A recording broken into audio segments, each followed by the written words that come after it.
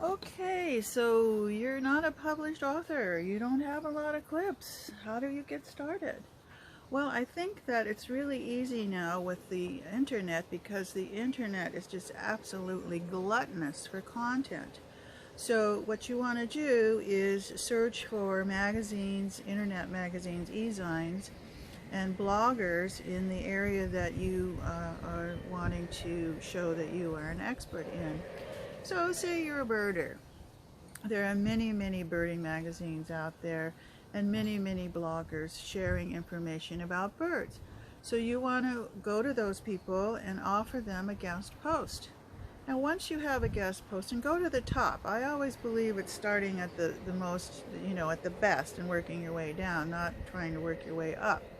So approach someone who you see online who has a good following and offer them a guest post.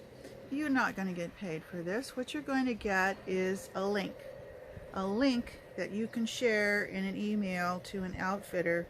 Here's where I can take you, here, here, here, and here. So that is how you build your media kit. And it's good for you. The next tip is coming.